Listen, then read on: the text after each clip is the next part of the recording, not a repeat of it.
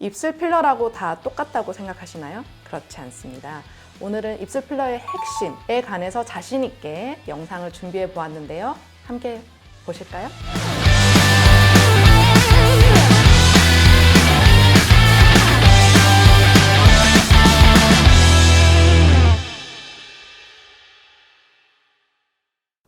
안녕하세요. 이유클리닉 패션 닥터 허보경 원장입니다.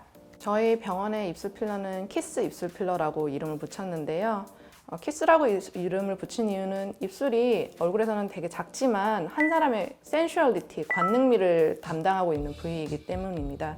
입술 필러를 받은 분들이 몇 년 전만 해도 조금 천편일률적인 모양을 하고 있는 경우가 많았어요. 하트 모양 입술 혹은 뷰 입술이라고 해가지고.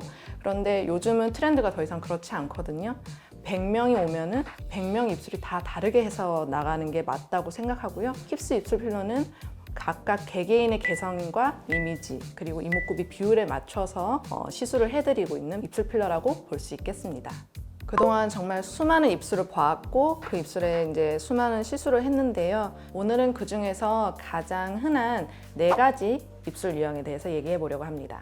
첫 번째는 가장 흔한 유형, 바로 비대칭입니다. 비대칭 입술 필러를 하기 전에 중요한 것은 실제 내 입술이 비대칭인지 아니면 턱의 교합이 맞지 않아서 비대칭인지를 가리는 것이에요. 다르거든요, 솔루션 접근 방식이. 길이가 비대칭이라든지 볼륨이 비대칭이라든지 이런 입술은 좌우 볼륨이 맞도록 필러 주입을 해주는 것이고요. 턱의 교합이 맞지 않다는 것은 윗턱과 아래턱의 축이 이제 어긋나게 되면서 실제로는 입술이 그렇게 비대칭이 아니지만 겉으로 보기에는 비대칭처럼 보이는 입술을 의미합니다. 그래서 실제 비대칭인 것처럼 시술을 해버리면 비대칭이 아닌 입술이 진짜로 비대칭이 돼버리거든요. 그래서 적당한 선에서 턱의 교합이 맞는 것처럼 보이는 착시 효과를 주는 그런 필러 시술이 필요하다고 볼 수 있겠습니다.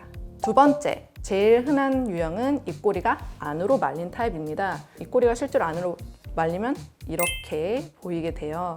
그러면 아무래도 좀 옹졸해 보이고 답답해 보일 수가 있거든요. 그리고 입술 볼륨도 적어 보이고요. 이런 거를 해결하기 위해서 많이들 문의를 주고 병원을 찾아오시는데 정확한 입꼬리에 정확한 양을 그리고 아주 섬세한 테크닉을 이용해서 한다면 입꼬리는 일단은 모두 다 뺄 수는 있습니다. 단 입술 주변의 조직이 좀 두껍고 단단하거나 무거운 편에 속한다면 입꼬리가 밖으로 빠져나와도 약간은 무거운 느낌이 들 수는 있어요. 즉 내가 생각했던 연예인, 웃는 입꼬리 상의 연예인과는 다른 느낌이 조금은 들 수는 있습니다. 그것만 감안해 주시면 될 것 같아요. 입꼬리 유형에서 또 하나 흔한 거는 입꼬리가 아래로 처진 타입이거든요. 그런 경우에는 입꼬리가 안으로 말린 경우랑 비슷하게 이제 시술을 하면 되는데요. 조금은 달라요, 테크닉이. 그리고 입꼬리를 어느 정도 올리고 싶느냐에 따라서도 주입하는 테크닉이 달라지겠죠.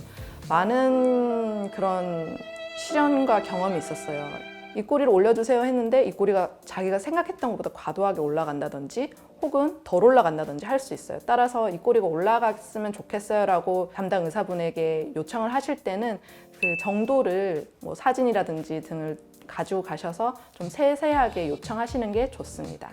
세 번째로 소개해드리고 싶은 유형은 바로 인중이 긴 타입이에요. 흔히 말해서 중안부가 길면 답이 없다 이런 말들을 많이 하죠. 실제로 좀 그런 편이긴 해요. 중안부가 길면 성형을 하기도 그렇고 성형을 해서 뭔가를 잡기도 그렇고 근데 그 중에서 좀 해결을 볼 수 있는 부분이 바로 인중이 길어서 중안부가 길어 보이는 경우거든요.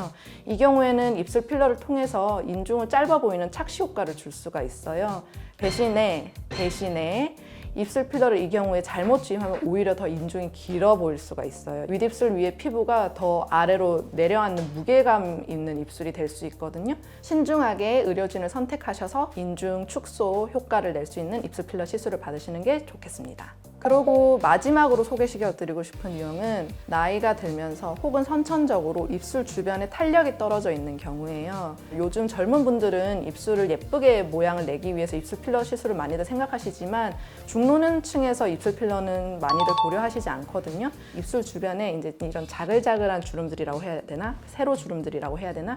이런 것들은 3가지 포인트, 입술 주름, 떨어져 있는 입술 볼륨, 그 다음에 안으로 말려있는 입꼬리 이런 거를 다 보완하게 되면은 훨씬 예쁘고 탄력 있는 입술뿐 아니라 동안 이미지를 완성할 수 있습니다. 오늘은 여러분들이 흔하게 궁금해하시는 대표적인 입술 유형에 대해서 얘기를 해보았는데요. 만약에 오늘 소개한 유형 말고 내 입술 유형은 이런 유형인데 이럴 때는 어떻게 해야 되나요? 궁금하시면 병원으로 전화 주시거나 문의 주시거나 혹은 댓글에 남겨주시면 성심성의껏 답변 드리도록 하겠습니다. 이 영상 유익하셨나요? 유익하셨다면 구독과 좋아요, 알림 설정까지 부탁드립니다. 패션 닥터 많이 사랑해주세요. 감사합니다.